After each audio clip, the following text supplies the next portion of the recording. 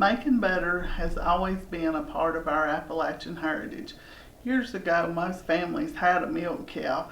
That way they had access to milk to drink, butter, and milk to use in recipes. There are a couple different ways that you can make butter.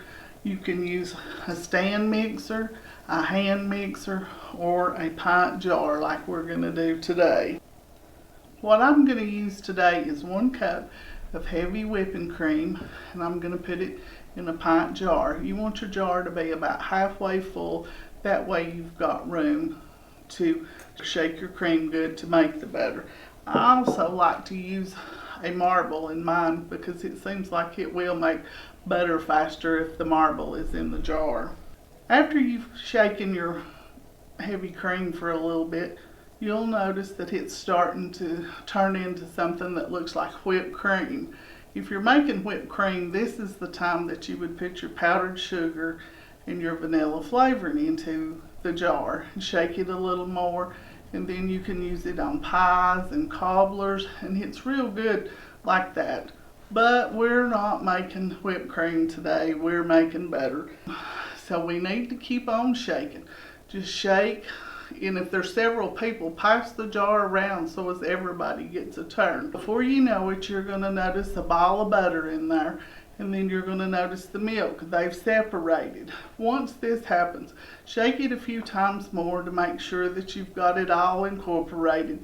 Once your butter has formed into a ball and the milk separated, you're going to have to pour the milk off of the butter, and you're going to have to put the butter into a bowl or something because you need to wash the milk out of the butter. If you don't, your milk's going to sour and your butter won't be good. So you sure need to get all of the milk out that you can.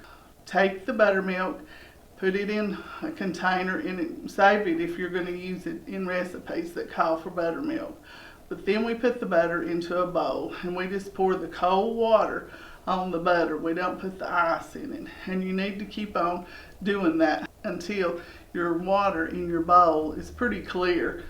It'll take about 3 or 4 times. Squeeze your butter, pour the water out, pour some more cold water in, squeeze it, pour it out, and before long the water will be clear, and so you've done the best you can to get the water out of the butter.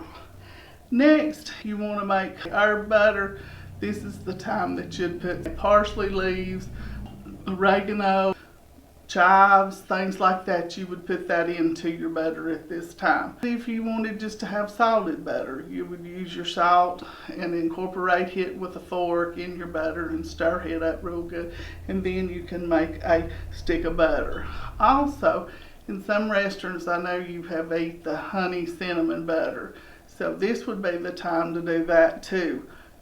Use about 1/4 teaspoon of cinnamon and about 2 tablespoons of honey, and mix that real good, and then form it into a mold and put it in the refrigerator and let it get cold, and then you'll have some good butter to eat on your rolls. I hope you've learned something from making butter with me today. The satisfaction of knowing where your butter comes from is one of the great payoffs of making your own butter.